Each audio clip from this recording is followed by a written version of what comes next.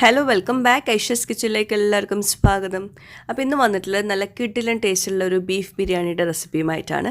ബിരിയാണിയൊക്കെ ഉണ്ടാക്കുമ്പം പലരും പല രീതിയിലായിരിക്കും ഉണ്ടാക്കുന്നത്. ചേരുവകളൊക്കെ ഏകദേശം ഒരുപോലെ തന്നെയാണെങ്കിലും തലശ്ശേരി ബിരിയാണിയും അല്ലെങ്കിൽ മലബാർ ബിരിയാണി, കോഴിക്കോടൻ ബിരിയാണി, കല്യാണ വീട് സ്റ്റൈൽ ബിരിയാണി ഇതൊക്കെ ഡിഫറെൻറ്റ് രീതിയിലാണ് ഉണ്ടാക്കാറ്. അപ്പോൾ ഇന്ന് ഞാൻ ഉണ്ടാക്കുന്നത് കുറച്ച് ഫ്യൂഷൻ ആയിട്ടുള്ളൊരു ബിരിയാണിയാണ്, പക്ഷേ കിടിലൻ ടേസ്റ്റാട്ടോ. അപ്പോൾ എന്തായാലും ബീഫ് ബിരിയാണി ഇതുപോലെ ഉണ്ടാക്കാത്തവരുണ്ടെങ്കിൽ എന്തായാലും ഉണ്ടാക്കി നോക്കുക. നല്ല ടേസ്റ്റാണ് ഇങ്ങനെ ഉണ്ടാക്കുമ്പോൾ. അപ്പോൾ നമുക്ക് റെസിപ്പിയിലോട്ട് പോകാം. അതിന് മുമ്പ് നമ്മുടെ ചാനൽ ഇതുവരെ സബ്സ്ക്രൈബ് ചെയ്തിട്ടുണ്ടെങ്കിൽ നിങ്ങൾക്ക് ചാനൽ ഇഷ്ടമാവുന്നുണ്ടെങ്കിൽ ഒന്ന് സബ്സ്ക്രൈബ് ചെയ്യണേ. അവിടെ കാണുന്ന റെഡ് സബ്സ്ക്രൈബ് ബട്ടൺ പ്രസ് ചെയ്യുക. അതിൻ്റെ കൂടെ ചെറിയൊരു ബെല്ലൈക്കൺ ഉണ്ട്, അതുകൂടെ ഒന്ന് പ്രസ് ചെയ്യുക. അപ്പോൾ ഇതുപോലെ കാണാം, ഇതിൽ ഓൾ വേണം പ്രസ് ചെയ്യാൻ. അപ്പോൾ ശരി, നമുക്ക് ഈ ഒരു ബീഫ് ബിരിയാണി എങ്ങനെ തയ്യാറാക്കി എടുക്കാൻ നോക്കാം. അപ്പോൾ ആദ്യം നമുക്ക് ബിരിയാണിയിലേക്കുള്ള അരിയൊക്കെ ഒന്ന് റെഡിയാക്കി എടുക്കാം. ഞാനിപ്പോൾ ഇവിടെ എടുത്തിട്ടുള്ളത് ഇന്ത്യ ഗേറ്റ് ബസ്മതി റൈസ് ആട്ടോ. അതായത് നമ്മൾ ഫ്രൈഡ് റൈസ് ഒക്കെ ഉണ്ടാക്കുമ്പോൾ എടുക്കുന്ന അരിയാണ്. അപ്പോൾ ഇത് ഞാനൊരു 7 കപ്പോളം എടുത്തിട്ടുണ്ട്. ഏകദേശം ഒരു 1.5 കിലോ അരി എടുത്തിട്ടുണ്ടാവും. ഇന്ത്യ ഗേറ്റിൻ്റെ ബസ്മതി റൈസാണ് എടുത്തിട്ടുള്ളത്. അപ്പോൾ അതാ ഇങ്ങനെ നീളമുള്ള അരിയായിരിക്കും.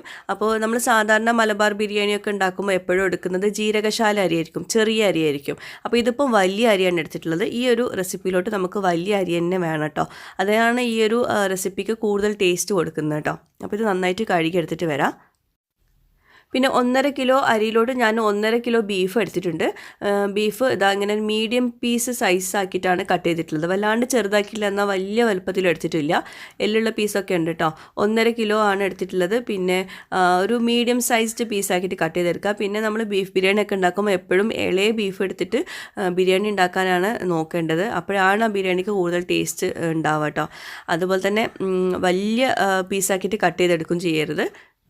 പിന്നെ നമ്മൾ ബീഫ് ബിരിയാണിയും അതുപോലെ മട്ടൻ ബിരിയാണിയൊക്കെ ഉണ്ടാക്കുമ്പോൾ എപ്പോഴും ശ്രദ്ധിക്കേണ്ട ഒരു കാര്യം, നമ്മൾ എടുക്കുന്ന ബീഫ് അല്ലെങ്കിൽ മട്ടൻ അതിനനുസരിച്ചിരിക്കും നമ്മുടെ ബിരിയാണിയുടെ ടേസ്റ്റ്.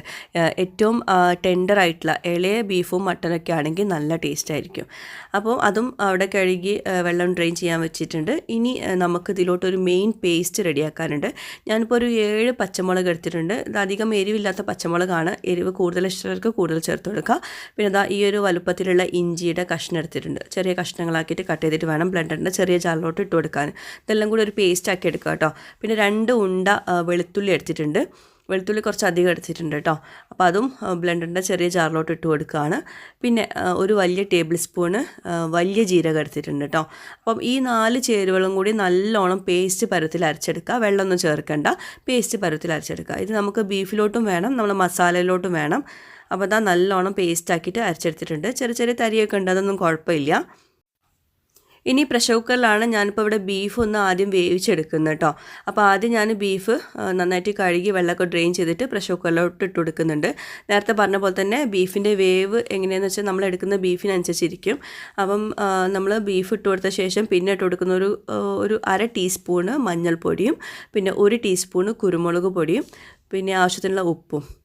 ഒരുപാട് ചേരുവകളൊന്നും ചേർക്കാനില്ല കേട്ടോ നമ്മൾ ബീഫ് വേവിക്കുന്നതിലിട്ട്. പിന്നെ ഒരു വലിയ ടേബിൾ സ്പൂണോളം നമ്മൾ നേരത്തെ റെഡിയാക്കി വെച്ചിട്ടുള്ള പേസ്റ്റ് ഉണ്ടല്ലോ, ഇഞ്ചി വെളുത്തുള്ളി വലിയ ജീരകം പച്ചമുളക് ഇതെല്ലാം കൂടിയുള്ള പേസ്റ്റ് ഉണ്ടല്ലോ, എല്ലാം കൂടി ചേർത്തിട്ട് ബീഫ് നന്നായിട്ടൊന്ന് മിക്സ് ചെയ്തെടുക്കുക.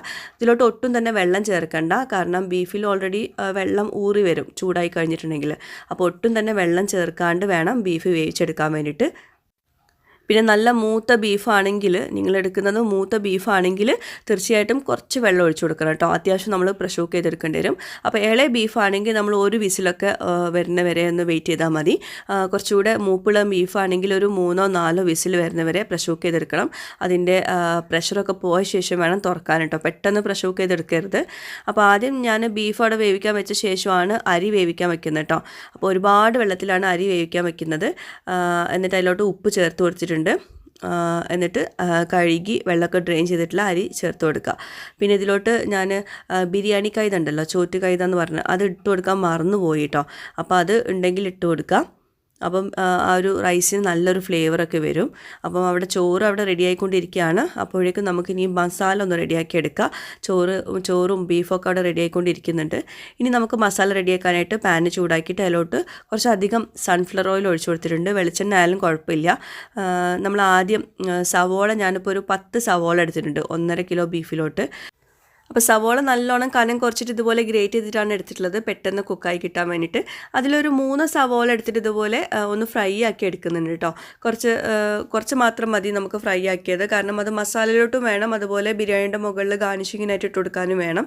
അപ്പോൾ ഇങ്ങനെ ഫ്രൈ ആക്കുന്നത് കുറച്ച് സമയം എടുക്കുന്ന പ്രോസസ്സാണ്, എല്ലാവർക്കും അറിയുന്നുണ്ടാവും. അപ്പോൾ അതുകൊണ്ട് തന്നെ ചെറിയ ഒരു മീഡിയം ഫ്ലെയിമിൽ ഇട്ടിട്ട് വേണം ഫ്രൈ ആക്കാൻ, അല്ലെങ്കിൽ ഇത് കരിഞ്ഞു പോകും കേട്ടോ. കരിഞ്ഞു പോയാൽ അതിൻ്റെ ടേസ്റ്റിനും മാറ്റം വരും. അപ്പോൾ 2 ബാച്ചായിട്ട് ഞാൻ ഇങ്ങനെ സവോള ഫ്രൈ ആക്കി എടുക്കുന്നത്. ഫ്രൈ ആക്കിയത് നമുക്ക് മാറ്റി വയ്ക്കാം കേട്ടോ, ഡ്രെയിൻ ചെയ്തിട്ട് മാറ്റി വയ്ക്കുക. ഏകദേശം ഒന്ന് ഗോൾഡൻ കളർ ആയിട്ടുണ്ടെങ്കിൽ നമുക്ക് കോരി മാറ്റി വെക്കണം. എന്നിട്ടത് ഡ്രൈ ആവുന്ന സമയത്ത് ഒന്ന് ക്രിസ്പായിട്ട് വരും കേട്ടോ. അപ്പോൾ ഞാനിതാ ഇത്രയുമാണ് ഫ്രൈ ആക്കി എടുത്തിട്ടുള്ളത്. ശരിക്കും പറയുകയാണെങ്കിൽ അത്രയും വേണ്ട, കുറച്ചെടുക്കാൻ ഞാൻ കുറച്ച് മാറ്റി വെച്ചിട്ടുണ്ടായിരുന്നു കേട്ടോ. പിന്നെ അണ്ടിപ്പരിപ്പ്, മുന്തിരി ഇതൊക്കെ ഒന്ന് ഫ്രൈ ആക്കിയിട്ട് മാറ്റി വെക്കുന്നുണ്ട്. പിന്നെ വേറൊരു കാര്യം എടുത്ത് പറയാനുള്ളത്, എനിക്ക് പൊതുവേ ഇങ്ങനെ ബിരിയാണിയിൽ കുറേ ഇങ്ങനെ സംഭവങ്ങളൊന്നും ഇഷ്ടമല്ല. അണ്ടിപ്പരിപ്പ്, മുന്തിരി ഇങ്ങനെ ഫ്രൈ ആക്കിയിട്ടുള്ള ഓണിയൻ ഒന്നും കാണുന്ന ഇഷ്ടമല്ല. പക്ഷേ ചിലർക്ക് ഭയങ്കര ഇഷ്ടമാണ്. ഇതിങ്ങനെ കണ്ടിട്ടില്ല എന്നാണെങ്കിൽ ബിരിയാണി കഴിക്കാൻ തന്നെ ഇഷ്ടമില്ലാത്തവരുണ്ടാവും. അപ്പോൾ അതുകൊണ്ട് ഇഷ്ടമുള്ളവർ തീർച്ചയായിട്ടും അങ്ങനെ ചെയ്യുക, ഇഷ്ടമില്ലാത്തവർ കുറച്ച് മാത്രം ഇട്ട് കൊടുത്താൽ മതി കേട്ടോ. പക്ഷേ ഫ്രൈഡ് ഓണിയൻ മസാലയിൽ എന്തായാലും ചേർക്കണം കേട്ടോ, അത് മസ്റ്റാണ്. ഇങ്ങനെ ഗാർണിഷിങ്ങിനായിട്ട് ഇട്ട് കൊടുക്കുന്നത് കുറച്ച് എടുക്കുക കേട്ടോ, ഇഷ്ടമില്ലാത്തവർ. ഇനി ആ ഓയിലേക്ക് തന്നെ എല്ലാം കുറേശ്ശെ എടുക്കുക. ഹോൾ സ്പൈസസ്, ഏലക്ക, ഗ്രാമ്പു, പട്ട, പിന്നെ കുറച്ച് കുരുമുളക് ഇട്ട് കൊടുത്തിട്ടുണ്ട്, വലിയ ജീരകവും കുറച്ച് ഇട്ട് കൊടുത്തിട്ടുണ്ട്. ഇതെല്ലാം കൂടി ഒന്നിങ്ങോട്ട് ആ എണ്ണയിലൊന്ന് വഴറ്റിയെടുത്ത ശേഷം നമ്മൾ നേരത്തെ റെഡിയാക്കി വെച്ചിട്ടുള്ള പേസ്റ്റ് ഉണ്ടല്ലോ, ഇഞ്ചി, വെളുത്തുള്ളി, വലിയ ജീരകം, പച്ചമുളക് എല്ലാം കൂടിയുള്ള പേസ്റ്റ്, അത് ഇട്ട് കൊടുക്കുക കേട്ടോ. ചെറിയ ഫ്ലെയിമിൽ വെച്ചിട്ട് വേണം ഇത് ഇട്ട് കൊടുത്തിട്ട് വഴറ്റിയെടുക്കാൻ. നല്ലോണം നല്ലൊരു മണമൊക്കെ വരും ഇത് ആദ്യം ഇട്ട് കൊടുത്തിട്ടുണ്ടെങ്കിൽ. എന്നിട്ട് അതിലോട്ട് നമ്മൾ സവോള നേരത്തെ അരിഞ്ഞ് വെച്ചത് ചേർത്ത് കൊടുക്കുക, ബാക്കിയുള്ള സവോള കേട്ടോ. ഇതാണ് നമ്മൾ മസാലയിലോട്ട് ചേർക്കുന്ന സവോള. മൊത്തം നമ്മൾ 10 സവോള എടുത്തിട്ടുണ്ട്. അതിലൊരു 3 സവോള നമ്മൾ ഫ്രൈ ആക്കിയിട്ട് മാറ്റി വെക്കുന്നുണ്ട് കേട്ടോ. ബാക്കിയുള്ള സവോളയാണ് ഇപ്പോൾ ചേർത്ത് കൊടുത്തിട്ടുള്ളത്. എന്നിട്ട് ആവശ്യത്തിന് ഉപ്പും ചേർത്തിട്ട് നല്ലോണം മിക്സ് ചെയ്യുക. കുറച്ച് നേരം അടച്ച് വെച്ചിട്ട് വേവിച്ചെടുത്തിട്ടുണ്ട്. ആ ഇഞ്ചി വെളുത്തുള്ളിൻ്റെ ഒക്കെ പച്ചമണം മാറും വേണം, അതുപോലെ സവോള നല്ലോണം സോഫ്റ്റായിട്ട് വരും വേണം. അപ്പോൾ അതുകൊണ്ട് നമ്മൾ കുറച്ച് നേരം അടച്ച് വെച്ചിട്ട് കുക്ക് ചെയ്തെടുക്കുക. സവോള ഒന്നും നന്നായിട്ട് കുക്കായിട്ടില്ല എന്നാണെങ്കിൽ നമ്മുടെ ബിരിയാണിയുടെ മൊത്തം ടേസ്റ്റ് തന്നെ മാറിപ്പോകും. അപ്പോൾ അതൊന്ന് ശ്രദ്ധിക്കുക കേട്ടോ. അതിനുശേഷം ഞാനിപ്പോൾ ഇതിലോട്ട് ഒരു 3 വലിയ തക്കാളി എടുത്തിട്ടുണ്ട്, 3 എടുത്തിട്ടുള്ളത്, വലിയ തക്കാളി എടുത്തിട്ടില്ല കേട്ടോ. എന്നിട്ട് നല്ലോണം മിക്സ് ചെയ്യുക. നമ്മളിതിലോട്ട് തക്കാളിയുടെ പുളിയിനേക്കാളും കൂടുതൽ ചേർക്കുന്നത് തൈരിൻ്റെ പുളിയാണ്. ശരിക്കും ഇങ്ങനത്തെ ഈ ബീഫ് ബിരിയാണിക്കൊക്കെ കൂടുതലും ടേസ്റ്റ് തൈരിൻ്റെ പുളിയായിരിക്കും കേട്ടോ. അപ്പോൾ 3 വലിയ തക്കാളിയാണ് എടുത്തിട്ടുള്ളത്. അപ്പോൾ തക്കാളിക്ക് അവിടെ കുക്കാവട്ടെ. അപ്പോഴേക്കും നമ്മുടെ ബീഫ് എങ്ങനെയുണ്ട് നോക്കാം. ഞാനൊരു 3 വിസിൽ വരുന്ന വരെ കുക്ക് ചെയ്തിട്ടുണ്ടായിരുന്നു ബീഫ്. ചില ബീഫിന് 1 വിസിൽ വന്നാൽ തന്നെ വെന്ത് കിട്ടും. നല്ലോണം വെള്ളമൊക്കെ ഊറി വന്നിട്ടുണ്ട്. അതുപോലെ ഇങ്ങനെ പ്രസ് ചെയ്ത് നോക്കുമ്പോൾ ബീഫ് വെന്തിട്ടുണ്ടാവണം കേട്ടോ. ബീഫ് വന്നിട്ടില്ല എന്നാണെങ്കിൽ പിന്നെ ഒന്നുകൂടെ കുക്ക് ചെയ്തെടുക്കണം, അത് പ്രത്യേകം ശ്രദ്ധിക്കുക കേട്ടോ. അപ്പോൾ നമ്മുടെ ബീഫ് അവിടെ റെഡി ആയിട്ടുണ്ട്, മാറ്റി വയ്ക്കുക. നമ്മൾ നേരത്തെ തക്കാളിയൊക്കെ ചേർത്തിട്ട് അടച്ച് വെച്ചതാണ്. അപ്പോൾ തക്കാളിയൊക്കെ നല്ലോണം സോഫ്റ്റായിട്ട് വന്നിട്ടുണ്ട്. നല്ലോണം മിക്സ് ചെയ്ത് കൊടുക്കുക. അപ്പോൾ ഞാൻ കുട്ടൻ ബിരിയാണിയുടെ റെസിപ്പി ഷെയർ ചെയ്ത സമയത്ത് 1 വിസിലായിരുന്നു ബീഫ് നമ്മൾ കുക്ക് ചെയ്തിട്ടുണ്ടായിരുന്നത്, 1 വിസിൽ വരുന്നവരെ. അത്രയും ചെറിയ ഇളയ ബീഫായതുകൊണ്ട്, ഇതിപ്പോൾ കുറച്ചുകൂടെ മൂത്ത ബീഫായതുകൊണ്ട് തന്നെ 3 വിസിൽ വന്നിട്ടുണ്ട്. അപ്പം ഓരോ ബീഫിനനുസരിച്ചിരിക്കും നമ്മുടെ എന്താ പറയുക പ്രഷർ കുക്ക് ചെയ്യുന്ന സമയം കേട്ടോ. പിന്നെ ആവശ്യത്തിന് ഉപ്പ്, മഞ്ഞൾപ്പൊടി ഒരു 1/4 ടീസ്പൂണ്, കുരുമുളക് പൊടി ഒരു 1 ടീസ്പൂണ്, പിന്നെ ഒരു 1/4 ടീസ്പൂണ് ഗരം മസാലപ്പൊടിയും ചേർത്തിട്ട് നന്നായിട്ടൊന്ന് മിക്സ് ചെയ്ത് കൊടുക്കുക. കൂടുതൽ സ്പൈസ് പൗഡേഴ്സ് ഒന്നും ചേർക്കരുത് കേട്ടോ. അപ്പോൾ നമ്മുടെ മസാല ഇപ്പോൾ ഏകദേശം റെഡി ആയിട്ടുണ്ട്. ഇനി നമുക്ക് വേവിച്ച് വെച്ചിട്ടുള്ള ബീഫും അതിൻ്റെ വെള്ളം കൂടി ചേർത്ത് കൊടുക്കുക. പിന്നെ ഇതിൽ ഒരു കാര്യം പ്രത്യേകം ശ്രദ്ധിക്കാനുള്ളത്, ബീഫ് ഒരുപാട് വേവിച്ചിട്ട് ഈ മസാലയിൽ കിടന്നിട്ട് വേവാണ്ടിരിക്കരുത്.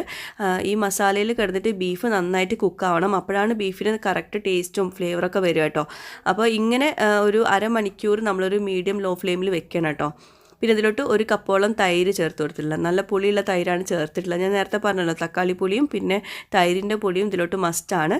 അപ്പോൾ ഇത് നമുക്ക് നല്ലോണം മിക്സ് ചെയ്ത് കൊടുത്തിട്ട് ആവശ്യത്തിന് ഉപ്പൊക്കെ ചേർത്ത് കൊടുത്ത ശേഷം പിന്നെ ഇതിലോട്ട് ഞാൻ കുറച്ച് ഫ്രൈഡ് ഓണിയൻ ഇങ്ങനെ കൈ കൊണ്ട് പൊടിച്ചിട്ട് ഇട്ട് കൊടുക്കുന്നുണ്ട്. അതൊരു പ്രത്യേക ടേസ്റ്റാണ് നമ്മുടെ മസാലയ്ക്ക് കേട്ടോ. അപ്പോൾ അതുകൊണ്ട് തന്നെ കുറച്ച് മാത്രം ചേർത്താൽ മതി, ഒരുപാട് ചേർക്കണ്ട. ബാക്കിയുള്ളത് നമുക്ക് ഗാർണിഷിങ്ങിനായിട്ട് എടുക്കാനുള്ളതാണ്. ഞാൻ നേരത്തെ പറഞ്ഞല്ലോ, ഫ്രൈ ചെയ്തിട്ട് കുറച്ച് കൂടിപ്പോയി, അപ്പോൾ അത്രയും വേണ്ട. അപ്പോൾ ഞാൻ മുഴുവനായിട്ട് ചേർത്തിട്ടില്ല. അപ്പോൾ അതാ 2 പിടിയോളം ഫ്രൈഡ് ഓണിയൻ ഒന്ന് പൊടിച്ചിട്ട് ചേർത്ത് കൊടുക്കുന്നുണ്ട്. പിന്നെ മല്ലിയില, പുതിനയില ഇതും കൂടി ചേർത്തിട്ട് നമുക്ക് ഒന്ന് അടച്ച് വെക്കുക കേട്ടോ. നല്ലോണം മിക്സ് ചെയ്ത് കൊടുത്ത ശേഷം ഒന്ന് അടച്ച് വെക്കുക. ഒരു അരമണിക്കൂർ നമ്മൾ ബീഫ് ഈ ഒരു മസാലയിൽ കിടന്നിട്ട് നന്നായിട്ട് കുക്കായി കിട്ടണം.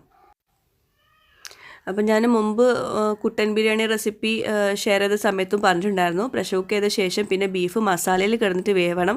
അപ്പോഴാണ് നമ്മുടെ ബീഫ് ബിരിയാണിക്ക് കറക്റ്റ് സ്വാദ് കിട്ടുക കേട്ടോ. അപ്പോൾ ഇതാ ഇങ്ങനെ അടച്ച് വെച്ചിട്ട് ഞാൻ ഒരു 20 മിനിറ്റിന് കൂടുതലും കുക്ക് ചെയ്തെടുത്തിട്ടുണ്ട്. അതിന് ശേഷമാണ് ബാക്കിയുള്ള പ്രോസസ്സൊക്കെ ചെയ്യുന്നത് കേട്ടോ. അപ്പോൾ ഇതാ നമ്മുടെ ബീഫ് ഇതാ നല്ലോണം കുക്കായിട്ടുണ്ട്.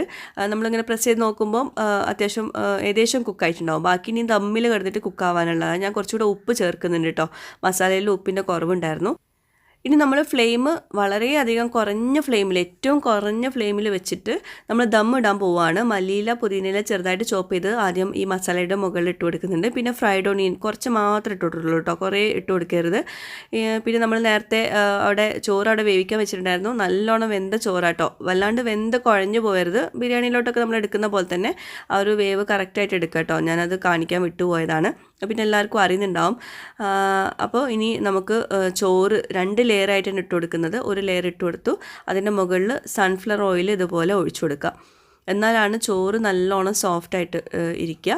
ആദ്യം ഒരു 2 ടേബിൾ സ്പൂൺ നിറയെ സൺഫ്ലവർ ഓയിൽ ഒഴിച്ചു കൊടുത്തു. പിന്നെ ഒരു 1-2 ടീസ്പൂണ് നെയ്യ് ചേർത്ത് കൊടുത്തു. പിന്നെ ഫ്രൈഡ് ഓണിയന്, പിന്നെ മുന്തിരി, അതുപോലെ അണ്ടിപ്പരിപ്പ് വറുത്തത്, പിന്നെ അതിൻ്റെ മുകളിൽ കുറച്ചുകൂടെ മല്ലിയില പുതിനയില. ഇതൊക്കെ ഇഷ്ടമുള്ളവർ മാത്രം ചേർത്ത് കൊടുക്കട്ടോ. ഇഷ്ടമില്ലാത്തവർ കുറച്ച് മാത്രം ചേർത്താൽ മതി. ഞാൻ കുറച്ചധികം ചേർത്തിട്ടുണ്ട്. ഇങ്ങനെ ഇഷ്ടമുള്ളവരാണ് കൂടുതൽ പേരെന്ന് തോന്നുന്നു. അപ്പോൾ വീണ്ടും ഒരു ലെയറും കൂടി ചോറിട്ട് കൊടുത്തു. അതിൻ്റെ മുകളിൽ ഒരു 4 ടേബിൾ സ്പൂണോളം സൺഫ്ലവർ ഓയിൽ ചേർത്ത് കൊടുത്തു. പിന്നെ ഫ്രൈഡ് ഓണിയന്, അണ്ടിപ്പരിപ്പ്, മുന്തിരി, പിന്നെ മല്ലിയില പുതിനയില ചോപ്പ് ചെയ്തത്. അതുപോലെ ഇനി ഇതിൻ്റെ മുകളിൽ നെയ്യ് ഒഴിച്ചു കൊടുക്കാനുണ്ട്. ലാസ്റ്റായിട്ട് നെയ്യ് ഒഴിച്ചു കൊടുക്കുകയാണ്. നെയ്യ് ഒരു 2-3 ടേബിൾ സ്പൂൺ ഒഴിച്ചു കൊടുക്കാം. ചോറ് നല്ല സോഫ്റ്റായിട്ട് കിട്ടാൻ വേണ്ടിയിട്ട് നമ്മൾ ചോറിൻ്റെ മുകളിൽ സൺഫ്ലവർ ഓയിൽ ഒഴിച്ചു കൊടുക്കുന്നത്. പിന്നെ നെയ്യ് ലാസ്റ്റായിട്ട് മാത്രം ആ ഒരു നല്ലൊരു മണം കിട്ടാൻ വേണ്ടിയിട്ടാണ് നെയ്യ് ചേർത്ത് കൊടുക്കുന്നത് കേട്ടോ.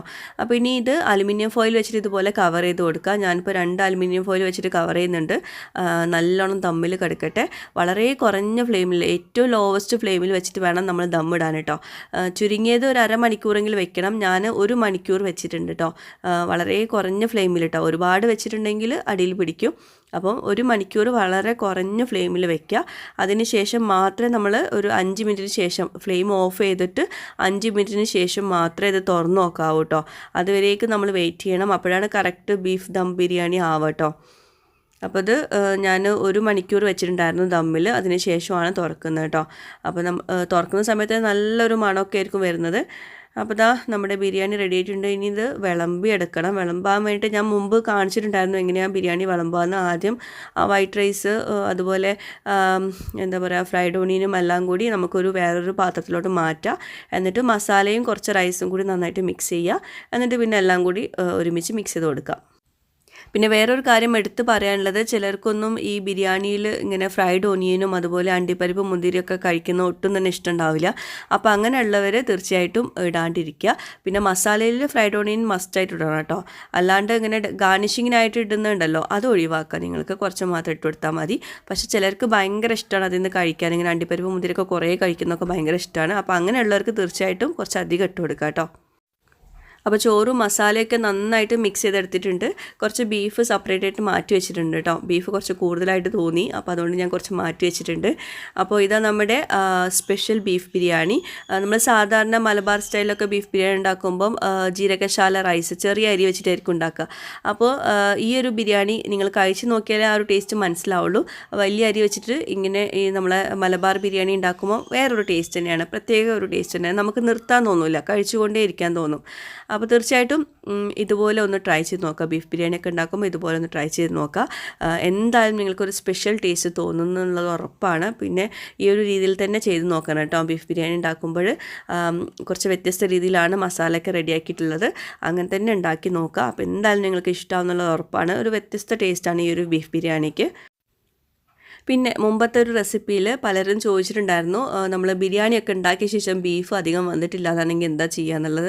അതെല്ലാവർക്കും അറിയുന്നുണ്ടാവും. എന്നാലും കുറേ പേർക്ക് അങ്ങനെ അബദ്ധങ്ങൾ പറ്റിയിട്ടുണ്ടാവും. അപ്പോൾ അതുകൊണ്ട് ബിരിയാണി ഇതാ ഞാനിപ്പോൾ ഉണ്ടാക്കിയുള്ള നല്ലോണം വെന്തിട്ടുണ്ട് കേട്ടോ. അപ്പോൾ ബിരിയാണി ഉണ്ടാക്കിയ ശേഷമാണ് ബീഫ് വന്നിട്ടില്ല എന്നാണെങ്കിൽ ആ ബീഫ് മാത്രം അതിൽ നിന്ന് എടുത്തിട്ട് മസാലയോട് കൂടിയിട്ട് എടുത്തിട്ട് കുറച്ച് വെള്ളം, ഒരു 1/4 കപ്പ് വെള്ളം ഒഴിച്ചിട്ട് ഒന്നുകൂടെ പ്രഷർ കുക്ക് ചെയ്തെടുക്കുക. നല്ലോണം കുക്കാവുന്നവരെ പ്രഷർ കുക്ക് ചെയ്തെടുക്കുക. എന്നിട്ട് മസാലയോട്ട് ചേർത്ത് കൊടുത്താൽ മതി. അപ്പോൾ അത്രയേ ഉള്ളൂ. അതെല്ലാവർക്കും അറിയുന്നുണ്ടാവും. എന്നാലും കുറേ പേര് മുമ്പത്തെ വീഡിയോയിൽ കമൻസിൽ ചോദിച്ചിട്ടുണ്ടായിരുന്നു കേട്ടോ. ബീഫ് ആയാലും മട്ടൺ ആയാലും അതുപോലെ ചെയ്തെടുത്താൽ മതി. അപ്പോൾ നല്ല കിടിലൻ ടേസ്റ്റിലുള്ള ബീഫ് ബിരിയാണിയാണ്. ഇതുപോലെ ട്രൈ ചെയ്ത് നോക്കുക. ഫീഡ്ബാക്ക്സ് അറിയിക്കുക. പുതിയൊരു വീഡിയോയുമായിട്ട് വ്ളോഗുമായിട്ടൊക്കെ വരുന്നവരേക്കും ബൈ. Thank you.